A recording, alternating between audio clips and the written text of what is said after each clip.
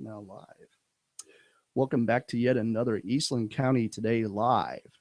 We are here to talk about a little event coming up in Cisco. It's this folk level. We have Miss Holiday here to kind of shed some light on the subject. And without any further ado, I'm going to allow Amy here to take the wheel. All right. Well, thank you, Lori, for coming. We've got Lori Holiday, who is the executive director of the Cisco Senior Nutrition Program. But she has her hands in lots of activities going on in Cisco and in the county. And so we're just kind of visiting today to get more information for our listeners about those programs and exciting things that you might can fill us in about. So Thank you so much, Amy, for having me here today. Um, Eastland County today is doing some awesome things. And I just want to thank you for the way you're helping our community stay connected. And it's a real honor to be here because I'd love to talk about the Cisco Folklife Festival. well, we would love to hear it. So I one of the things, well, there's lots of reasons to go. I remember going to as a child growing up here and going with my parents and grandparents and making a corn husk doll for the first time and doing some things. It's a fun spring event. So we're ready to hear all It's about it. such a So neat community event. This year, the Folklife Festival, 42nd annual Folklife Festival, will be on April 25th and 26th at Cisco College. On the 25th, we'll be there from 10 until 5, which is the Saturday. And on the Sunday, we'll be there from 11 to 4. But as a little background, I love hearing that you have memories of the event because so many people do. And I am new. I have long, deep roots in Eastland County because of my parents, but spent lots of summers here. But just now, I'm permanent resident the last 5, 6 months, and so I'm excited to see it because I've heard so much about it. But as you know, there's lots of things going on at the Folklife Festival. There are unique vendors, lots of awesome shopping yes. opportunities. There are Folklife pioneer demonstrations for the kids, games for kids.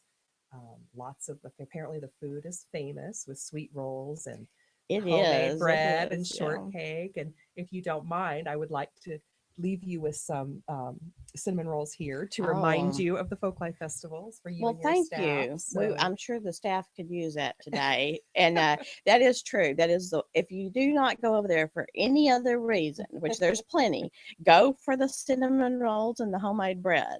It's worth admission in to go pick up I can't remember, but it was very economical. The price of a loaf of homemade bread, I think $3 to $5, something. It's somewhere in there. It was just a great price for the best homemade bread you'll ever have. So I'm excited. I'm a yeah. new member of the Civic League, the Cisco Civic League, which is the organization that for all these years has put on this event. And when I first joined, they said, you're going to work with us at making bread at the Folklife Festival. And that's when I first heard about it. So when I knew I was coming here today, yesterday I called one of the ladies and I said, I'd like to bring them some cinnamon rolls. Can you give me that recipe? And I'll make some tonight. And she sort of paused and said, Lori, do you realize that makes, 100 dozen cinnamon rolls? It's like, okay, well, maybe I'll just make a small batch to Yeah. symbolize the awesome homemade ones. Yeah. Well, thank you. And it's true. And I know, I mean, there's usually everything from, of course, the bread and cinnamon rolls to roasted corn on the cob, barbecue, strawberry shortcake. I remember is always a big It's a one. big one. Yeah. And the neat thing, what I'm biased on what I'm about to say. I'm really excited to spend time at the entertainment tent. And the reason I'm biased is because my mother, Alice Holiday, is one of the performers and she does a great show. But there are others that I'm really excited to see. And I kind of just want to plant myself there. We have, the Doc Rockin' Band and Javier and the, tell me, Javier and the, oh, I just had it. Javier and the Wingnuts. How could I Oh, forget the there Wingnuts? you go. The Four More Band, which is Al Anderson's band. There's a young student from Texas Tech coming named Sam Brown. Apparently, he has an amazing voice and will get everyone up and moving Oh, we around. need to really promote that. I know that a lot of those I recognize, but I mean, that'll be a great. I mean, and a lot of people who maybe don't make, I mean, maybe can't make it walking around as much. I mean, there's always plenty of shaded seating area to sit down, I know, and Exactly. enjoy the music. So you can have a snack and That enjoy the afternoon. I think So, that's what I would love to do if mhm. I had that chance. On Sundays when the kids come, we have Eastland Elementary and is it Seabird Elementary, Yes. and then the Cisco Elementary students coming to perform. And there's a little dance studio coming, and then a gospel choir. So Sunday will also be filled with joyful noise. So Oh, it'll be a that's lot of good. fun. So you said this is the 40 42nd second annual, year. which is just impressive. And tell us who, because I know you're involved with the Civic League there. So how does this tie in with that organization? Well, they are the ones that make it happen. What an amazing group of community minded women. Um, Again, I'm a new member, and these women for years have made things happen in Cisco, and I mean big things. This is a fundraiser. The Folklife Festival funds go to the net proceeds, go to the Civic League, and then they distribute the funds throughout our community. They have built playground parks. They have provided benches on our main street and trash cans. They've supported so many organizations like our Cisco Senior Nutrition Program. Right. They've supported Boy Scouts, Girl Scouts. They've supported the fire station. They have the fire department. They have done so many wonderful things that leave a lasting legacy in our community. And they're just an amazing hardworking group of women. And so that is what the Folklife Festival proceeds are for. Right. Well, I mean, you can tell the contributions they've made to Cisco just by looking at downtown Cisco in the last It's year or coming two, or along. it's just really looks nice. A lot of new businesses, and you can tell just the care that's being taken on the street with the benches, with the flowers, just everything that make you want to be part of that community. So, It's really exciting. The Cisco Civic League is always welcoming new members. And but what's great is you will come in and you will be put to work. These are a working group of people. It's not a just a social, it's a social club, and it's a lot of fun, but right. I guess I'm so impressed by how community spirited they are, and they put action behind it. And the Folklife Festival is just one example of that. Right.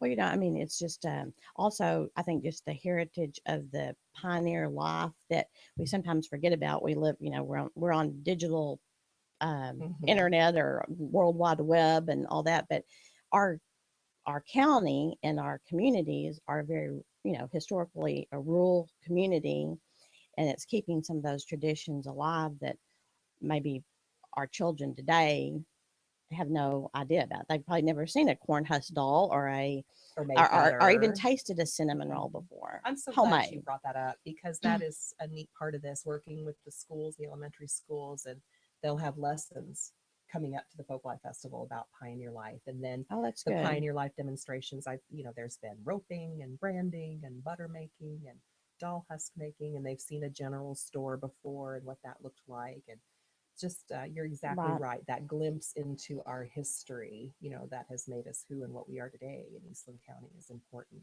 And I think, I mean, I personally am proud of the Western heritage and community that we've come from. I mean, and when we all work together, we can keep that alive. So that's exciting, and I'm definitely going to be there, and I'm going to encourage everyone I know to go Thank one of you. the days or both. So Thank you so much. I think we wind up going both days most of the time. So Well, I would love for you to be my guest, and anybody, everyone's welcome to come. It's a very affordable. It's a family friendly event in that the tickets are just $3. And that you can leave if you need to and come back for the day. It's so you have some flexibility, and um, it's just a lot of fun, and I can't wait. I'm really looking forward to it. and isn't there usually some activities for youth as well during the actual days? I don't know, just like kind of amusement type There bouncy are kind of a houses and fair kind of feeling. Do yeah. you, by, if anyone knows Arlene Fry, she is one of the founding members of the Civic League, and she handles the children's game area. Right. And it'll be a lot of fun if she's making Right. it happen. Well, So I mean, I'm not gonna don't hold me to it, but in the past I remember pony rides and bouncy houses and games and various fun things that the kids always want to participate in. That's So, right. well, okay, so we've talked a little about Folklife Festival, and tell us a little bit about your other My job. job. Yes, yeah. Well, it's such an example of community partnerships, right? We're all in this together. We all work together. Eastland County, today is working together, and it's to bring everyone um, to raise our communities up, is what I'm saying. So the Cisco Senior Nutrition Program, of which I have the honor of being the director, we benefit from one of the grants that the Civic League donates to us. With the funds raised at the Folklife Festival. So we want to do everything we can to support that event. But what we do at the nutrition program is we are Cisco's Meals on Wheels. We are the organization, a private organization that delivers healthy, nutritious meals to our seniors in our community, age 60 and up, who are unable to prepare their own meals. And how many participants do y'all have about right now with that program? It depends. Right now, we're at about 45. Um, a person can come on and be a client on a temporary basis if perhaps they're recovering from some medical Hmm. procedures or something. So that number changes quite often. But we're really excited because we have the resources in place to expand our program to 5 days a week. And that's just huge for us. We've been able to deliver 3 days a week for these many years. And I really applaud my board of directors. They've made it happen. They've pulled together the resources and the wonderful volunteers to feed people 3 days a week. And now we're in a position to go 5 days a week. So we're Right. excited. Well, I appreciate what you do, and I know how it helps people. And I know the Eastland Mills on Wheels as well. And a lot of people, I think they need to realize that, this is something that the community works together, raises money for. It's a way of helping each other. Everybody's volunteering, helping each other. But how, a lot of people might realize, well, they reach a point where they're still living at home, or they have no help at home, or maybe they just can't cook. There's a lot of people who are not, that's not their thing, but we still know that they need the nutrition. They need to eat well. They're getting one good meal a day with this program. What do they do, and how do they go about participating in this if they feel like they could use that? Thank you. It's a simple process where they can get in touch with me, and we can do that in many ways. Calling, my phone number is 254-488-8061. Okay. They can come by our office between 8 and 5. Our office is in the Kimberly Fullen State Farm building. Our entrance is on the 8th Street side next to La Finca's. Okay. They, any way they can get in touch with us. And if I could say, one of the neat ways people have learned about us in the last 6 months is thanks to you, and your newspaper, Eastland County Today, has been gracious enough to allow me to have a column. And that has really spread the word about who we are and what we do. And so I thank you for that. It's Well, getting the word out, and people, and my phone number is in that column. And so people can know it's there. okay. Well, that's good. We want people to know how to benefit from these programs that are available. So we will continue to do that to make sure that everybody knows how to go about signing up. Now, there's no screening. If someone needs it, are they going to get it? Or is there any reason someone wouldn't be able to participate? Excuse me, 9 times out of 10, everyone will be accepted. There is a qualification program, and really all that is are you 60 years or older, and do you have a real need? Is there? And most times there is. So it's a very simple, gentle process where I just go interview with the family, the client, and perhaps their family member. We just talk a little bit, and I educate them about the program and get a little information from them, and very quickly they're set up.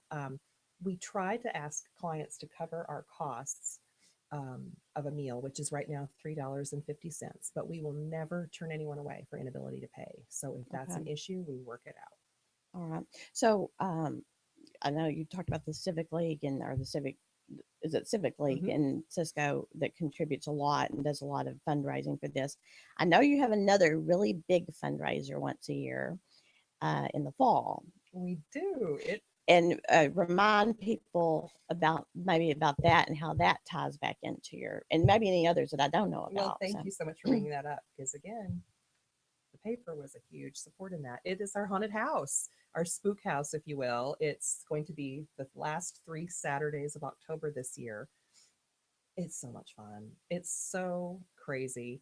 Um, it's on Highway 6 between Eastland and Cisco at the old turkey farm. And when I first moved here, I thought, will anybody know where that is? And they do. So everybody yes, knows it's a landmark, I guess, in Eastland County. So it's a lot of fun. We raise a lot of money and and kind all of of it. scary too. Yeah, I went through it last year, so I Did think the you? kids went Thank through it you. multiple times. But yes, it's and I know that y'all had it maybe before you arrived. It was actually, I remember one year it was in the old Cisco Hospital.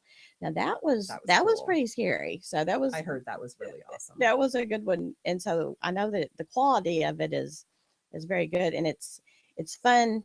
You know, a lot of times when you're going through something like that, you have no idea who's popping out behind the door, or, you know, as you turn a corner. But a lot of times I can, knowing so many people in the community, it is fun seeing some of the community members That's who funny. volunteer with that. And so, you know, you've got everything from, you know, lawyers, you've got, Middle school principals. yeah, I'm teachers, looking at you, Mark. dance teachers. I mean, you've got just so many people in the community that come together that are having fun with it, but it's also going to good cause. So It is, and it's a lot of fun. I'm excited for this year because now I've been through one, and I'm on board. It's just going to be a lot of fun. And again, the funds do support 100% the food and the packaging and that kind of thing that we need to get meals out. So are those the two largest contributors that those funds that come in from the fall, from the Halloween spook house and the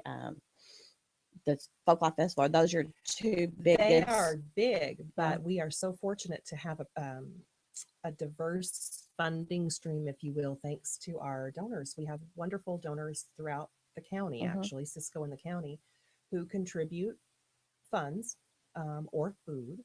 And that's appreciated. We do have grant funds. We try very hard to get grant money in and some corporate sponsorships here and there. So it's really just everybody. Again, it's the community coming together from all these different sources to support helping out our elderly friends and neighbors. Does Meals on Wheels, I mean, is it eligible for any state or federal funding or no? In some ways, excuse me. We are technically, Eastland has a wonderful Meals on Wheels program. They are a member of Meals on Wheels. Hmm.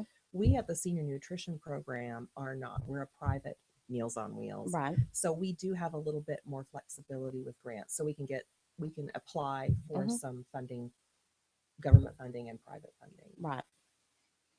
Well, no, I appreciate all the work that you and all your staff and volunteers do. I mean, it's critical to the community, and like I said, I mean, just all these organizations are interconnected, and that's how communities become great and That's be right. a great place to live. So, well, unless there's anything else, we just want to thank you for coming and filling us in. And I'm hoping we can have you back another day to talk Thank more. you. So, Thank you very much. And I appreciate this opportunity. And I hope you have a great day. Well, thank you, viewers, for checking out Eastland County Today Live. You guys tune in next week and we'll end up having some more. We will catch you guys next time.